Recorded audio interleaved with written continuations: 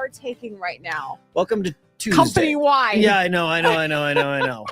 Is that really going to happen? We just found out. Is that happening? Yeah. We knew it was like they might do it. We just found out there's going to be cameras in the studio. And Matt's saying yes, there's going to be cameras in the studio now. They didn't want to consult with us about this. This isn't a discussion. They're just doing it. Oh, God. I have to wear pants every day. I mean, the things I don't even know what to say. What are your hat alone? My Jared Neiman hat. Yeah, like the things we said. So that'll be fun. That's happening next week. I think next week. Matt, you're the digital guy. Do you know when it's going to? We heard next week. We have them. You have them. You have all the equipment. Hey, okay. Can you drag your feet a bit with that, Matt? Yeah, really. We should just start taking next pieces. week is too soon. Take like a screw. Oh my God! Just start taking things. Yeah, I don't know where that went, but that's too bad. That is too bad. When did you find this out? Just now. Like just before we came in. In fact, when Big Mike and I came in the room and they said, "Don't tell Fizz." Yeah, I heard him say. And you're like, just "I don't heard tell you, Fizz. idiots out there." That's what he was saying because he was joking about you going live in studio. Well, I hope you guys enjoyed the show. I know because it's not gonna last long. It's not. Yeah. No. Okay. So what were we actually going to talk about today before our world was shook? When you're taking your tree down, my tree's been down. Yeah. I took my tree down on J1. Boy, that just seems so harsh. Why? I don't know. I've done it before. I don't know why it seems harsh this year. Maybe because the season seems shorter to me because Thanksgiving was so late. Oh, it just seems like it's like I'm not done with it yet. Long season. Did it really? Yeah.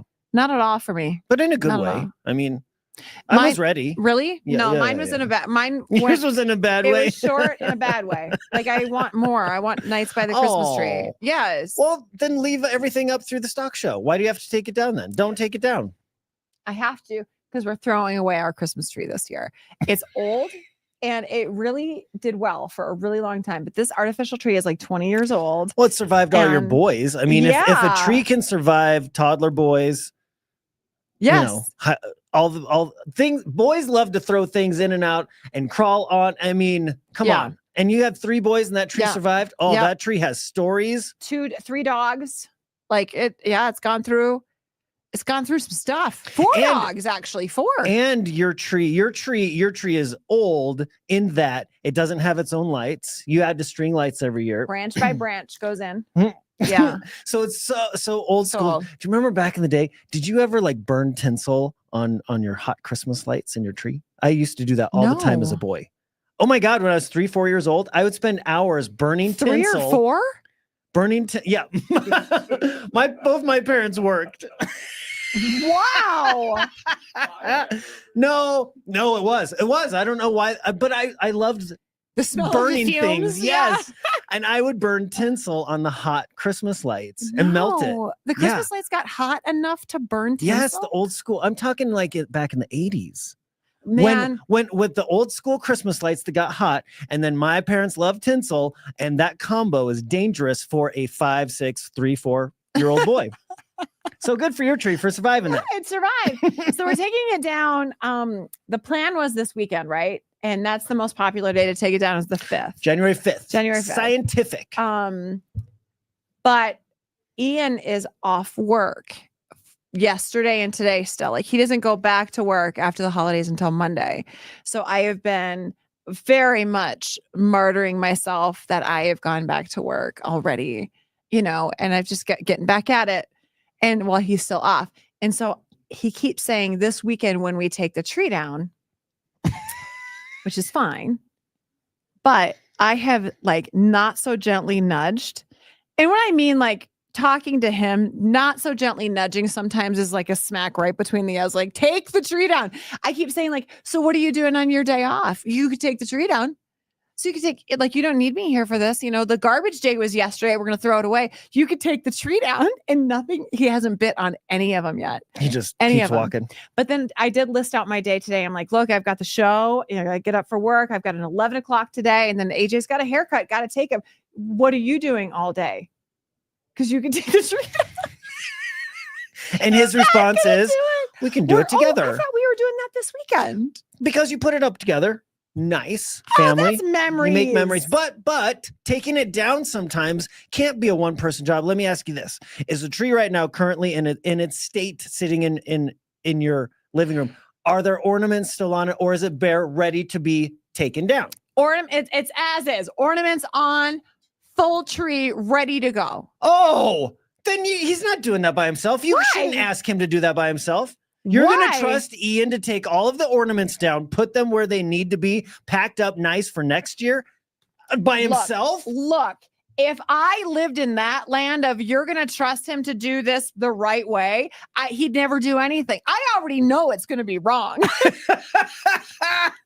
But okay, wait, we're not new to this game. But yes, that's a big, of course. But Tracy, that is a big job for one person. I wouldn't expect you to do it by yourself. To take all of the ornaments, all of the lights down, and the tree, that's not a one-person job. Yes, that's not a one-person job. Yes, it is. Yes, it is. On a day off, all day. I remember. Would you trust one person to do all the shopping and all the wrapping and all the baking? Yeah, that's what moms do. Right? Take the tree down. Okay, when I was married, I'm divorced now. Thanks for bringing that up. Was it because you're needy? It was a two-person job. Was it because you're needy? Was it? It's because I didn't do it by myself. We always had a gig, and this always worked out well. Like, she would do the ornaments because I'm not so gentle with nice ornaments that need to be taken care of. So she would do the ornament part, and once it got down to the lights, then I would take over, and then I would do the rest of the tree. I'd take it all apart, pack it up. We had our roles, and it worked for us. Maybe it didn't. Didn't work for us. I didn't even have to do anything. You walked yourself into, I'm going to give you some advice on relationships, and then backed it up. Oh my God, that was brilliant. Okay, so easiest day of my life. Ian, just take it down, buddy. Just take it down. It all. This is like, as somebody who's completed a marriage, let me tell you how it's done. I really took it to the end, and I mean the end of the marriage, by simply doing this life hack. If you two would like to end your marriage, take my advice. Write that down. Right, guys? Oh, God. Write that down. That is too funny. Ian, take it down. Just make it happen. And that's the last thing I wanted to do is like over the weekend, you know, because now there's stuff with going back to school and the kids, you know, AJ needs all this stuff. I was just like, I don't want my whole weekend spent doing this. We're going to see that Bob Dylan movie tonight, which he's. Stay home to take the tree down instead of that. Why? I do not like Bob Dylan. Do you want to see it? That's Bob Dylan. What? Why don't you like Bob Dylan? He's a tremendous songwriter. Sure. Okay. He's just not my bag. I'm not going to sit for 3 hours listening to Bob Dylan music. Ugh. Gross. He's like the second. It's like Prince and then Bob Dylan in Minnesota.